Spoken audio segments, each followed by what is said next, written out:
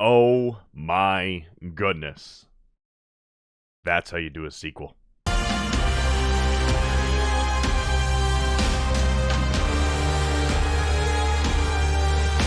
Alright guys, Spider-Man Across the Spider-Verse is the sequel to Spider-Man Into the Spider-Verse that came out a few years ago. This movie was supposed to come out last year, and it got delayed, rightfully so. This movie is fantastic. So what we're going to do is we're going to start this video out with a spoiler-free section, so we're not going to be spoiling any of the juicy story details here in this first part of this video. We'll get into spoilers a little bit later, but what I can say that is spoiler-free is that this movie is visually stunning. It is a cinematic comic book is what it is. You thought that the first movie was stunning as far as how creative they got with how they depicted the different realms and really how they took the comic book pages and put it onto the big screen in a movie. It is fantastic. This movie takes it 1,000 steps beyond that. Every single dimension that you travel to with your characters in this movie,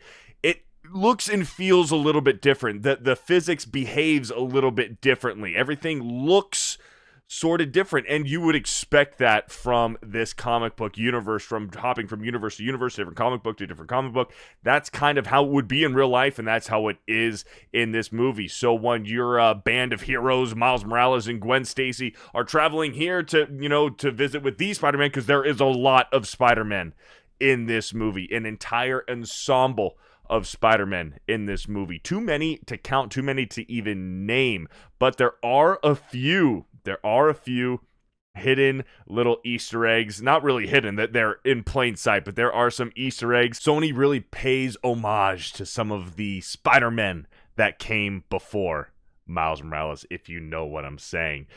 This movie does end on a cliffhanger. A major cliffhanger. Also, the voice acting is incredible. It was incredible in the first movie. It was incredible in this one. Obviously, Haley Steinfeld kills it as Gwen Stacy, and Jake Johnson kills it as Spider-Man Peter B. Parker. And, of course, Miles Morales' voice actor obviously nails it home as well. But who really stood out in this movie was Oscar Isaac as Miguel O'Hara, Spider-Man 2099. He really brought it. He didn't phone it in. This wasn't a phone it in kind of job that he delivered. He took the character head on and nailed it. Love Oscar Isaac in this movie. He really stood out. But yes, as far as spoiler-free goes, that's kind of, as much as I want to discuss about it. So we're about to jump into our spoiler discussion. So you have right now to click away and leave, because we're starting the spoiler talk immediately. All right, so what the fuck? There is tons to talk about here. The fact that Ben Reilly's in it, and Insomniac PS4, PS5 Spider-Man is in this movie.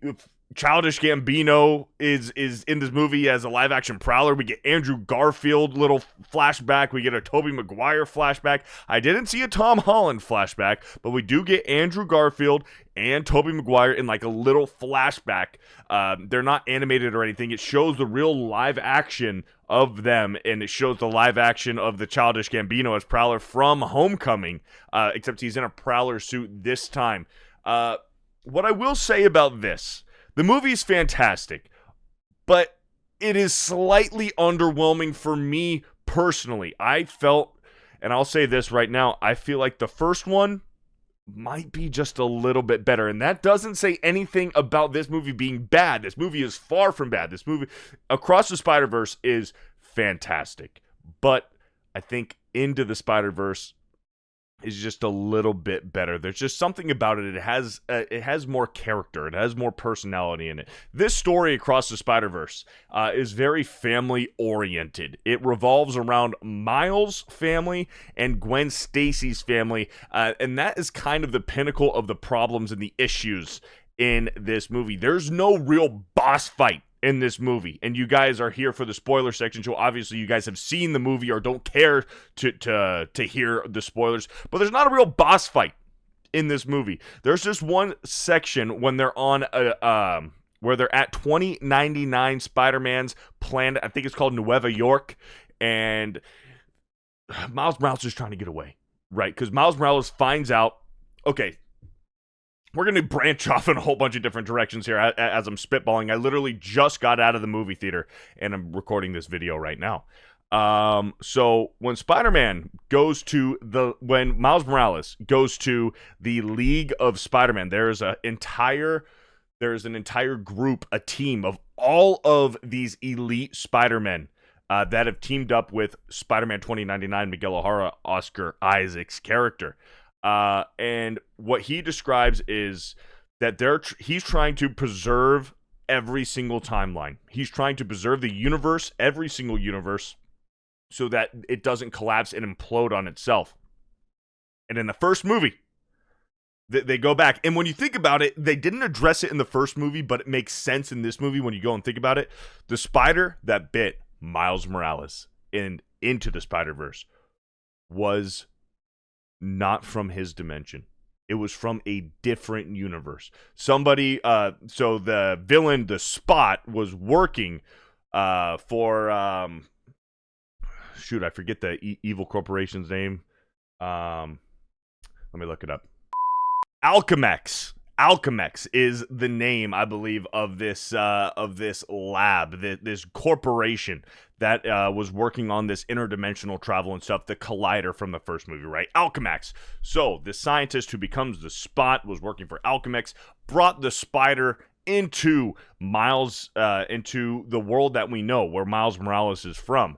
That spider bit Miles Morales, and what Miguel O'Hara is trying to do is he's trying to make sure that it's clever phrasing here, they call it canon events, like necessary canon events that need to happen for every Spider-Man to become Spider-Man, for this timeline to stay intact.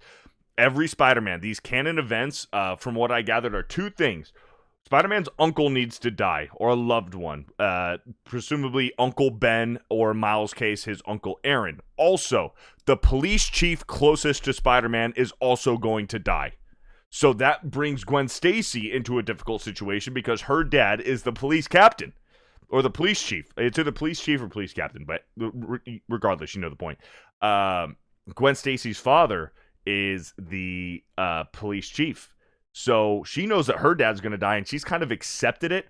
Gwen Stacy is kind of, I don't want to say unlikable in this movie, because she's not unlikable like, you know, other characters in different comic book movies are. Gwen Stacy's fine, but what she does to Miles really kind of, you feel betrayed, right? You feel like she's not a good friend. She's a liar. So it's not her character that's bad. It's her motives and her actions in this movie towards Miles Morales. You feel bitter towards Gwen Stacy. Like, how could you do this? And the movie tries to justify it in a way where she's facing her own issues at home with her dad, because her dad does find out that she is Spider-Woman or Spider-Girl. And her dad thinks that Spider-Girl killed Peter Parker, who, in her universe, Peter Parker became Lizard, which is interesting.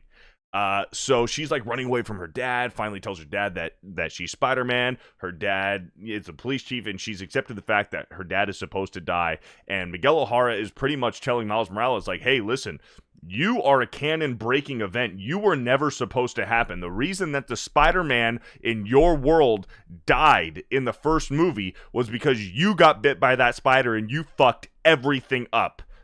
And also, so that's why the first Peter Parker died in his universe.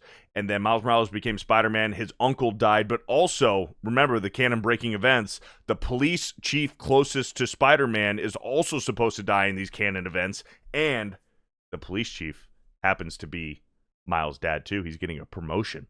Jefferson Davis is getting a promotion. Actually, I saw something weird. They said that his name is Jefferson Morales in this movie. I was always under the impression that Miles' dad was Jefferson Davis and his uncle was Aaron Davis. But there was this mural, because at the very end of the movie, we see this mural that says in memory of Jefferson Morales, which didn't really make sense to me. I thought his name was Jefferson Davis. Anyway, we'll get into that. We'll get into that other universe a little bit later. But so they're in Nueva York with the 2099 Spider-Man Miguel O'Hara, and he's pretty much telling Miles, like, you were never supposed to happen, you weren't supposed to be here, but you're here now. Your dad needs to die. You cannot save your dad. If you do anything else, the whole world is all the universes are going to collapse and implode on each other, and the Spot is making it all worse, because the Spot is now, he's like the super Spot. He's binded with this collider to make him more powerful, so now he's like in every universe. The Spot can, like, he can interact in every single universe simultaneously all at once, is kind of what I like they lead you to believe. So Miguel O'Hara is like, hey, Miles, you you're not supposed to happen, but you did happen, so now your dad needs to die. And Miles is like, excuse me, I'm not gonna let that fucking happen. So here's where it's a little anticlimactic. There's no real boss fight in this movie. The Kingpin boss fight in the first movie was awesome. It was spectacular. It really, it moved you. It really moved you. You felt like this is a Spider-Man moment. There is no real kind of like moving Spider-Man moment in this movie, because it's technically a part one. Because this is gonna get a surefire sequel, or it's gonna be a trilogy. And the fact is, because they announced it in the credits, they said Miles Morales will return in Beyond the Spider-Verse, is what the third movie is going to be called. So this is kind of like the Infinity War to Endgame, right? But it doesn't carry the same punch as Infinity War did, because there was some payoff. There was some satisfaction a little bit in Infinity War, where in this movie, it kind of more so feels like a part one, because it lacks that climactic boss fight, in my opinion. There is this one moment on this vertical train in Nueva York where Miles Morales is running away from all the Spider-Man, especially Miguel O'Hara. Miguel O'Hara is the closest one to him, and Miles kind of does get the best of Miguel O'Hara, but it's not really a boss fight. He just kind of like, he focus blasts him with his Venom Strike powers, and then Miles, there's this machine on Nueva York that sends villains and other Spider-Men to their home world. Like, they all have a watch and they can kind of teleport, but there's this big hub, this like mainframe where they can send the villains back to their Earth. And what this machine does is scans their DNA and sends them back and corresponds the DNA to what universe, and then they send them back over there. Well, Miles, how they addressed previously in this movie, Miles was bit by a spider that wasn't from his universe and permanently altered his DNA.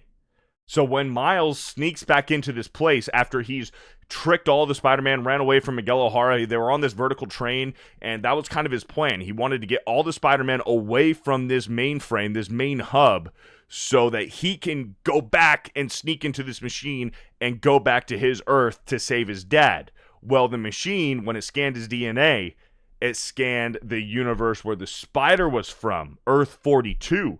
Miles didn't know it at first. So he goes to this alternate universe, and he thinks everything is normal. He's talking to his mom. He finally tells his mom, "Hey, I'm Spider-Man." And she goes, "Who the fuck is Spider-Man? I've never heard of Spider-Man. What is this supposed to be, like a superhero?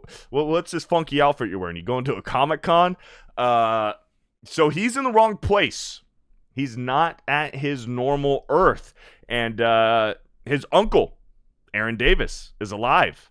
And the movie kind of leads you to believe at first that he's still Prowler in this universe. So since that spider that bit Miles was transferred into a different Earth, there is no Spider-Man on Earth 42. So it's very dark and gloomy and crime-ridden. So Uncle Aaron kind of tricks and manipulates Miles a little bit, because he knows that this isn't the real Miles. Because here's the plot twist: the Miles on that Earth, Miles on Earth 42, he's the Prowler. So there's two Miles in this movie at the very end: Miles Morales Spider-Man and Miles Morales Prowler on Earth 42, and they're face to face. And the thing is, on Earth 42, Miles Morales' dad, Prowler, Prowler's dad, Miles Morales, his dad died. Jefferson Davis died, except on the spray paint, mural of him, it said Jefferson Morales, which, again, I don't really understand. I was always under the impression that his name was Jefferson Davis, but that's besides the fact. His dad died. So Miles is like, hey, listen, I'm just trying to get home. I'm trying to save our dad. And then Prowler Miles is like, save your dad. My dad's dead. And so are you. So, and that's kind of where it ends. That's kind of where it ends. I mean, like Spider-Gwen, Peter B. Parker, Spider-Ham, Spider-Man Noir, they all team back up to go try to help Miles on Earth 42, and then it ends. That's it. So, yes, the movie was visually stunning. The music was fantastic. The voice acting was incredible. Everybody did a great job. All the voices felt like they were a perfect cast for that character. Andy Samberg was Ben Reilly, and it was awesome. And there was just so many cameos. You love seeing Andrew Garfield, Tobey Maguire, and the Insomniac Spider-Man and Scarlet Spider, Ben Reilly, just all of them. So this movie, it's solid. It's a solid movie, but just a smidge anticlimactic for me, just because it lacked that boss fight. I wish there was more of a boss fight with somebody, probably Spider-Man 2099. I felt like they could have gone fisticuffs a little bit more. It was really like a chase scene that was a little anticlimactic, but that doesn't take away from the fact that it was a great fucking movie. I do ultimately like the first one just a little bit better, but this one is still great. I give it a solid 8.2 out of 10. It's a surefire great movie. You will enjoy it. You'll enjoy it with friends. You'll enjoy it with your kids. You'll enjoy it with your significant other. It is a good time, guaranteed. But with that being said, folks, that's it for my review. If you like this video, give it a thumbs up. I'd really appreciate it. Share with a friend who you think would enjoy it. Subscribe to this channel if you're new. And we'll talk to you again soon.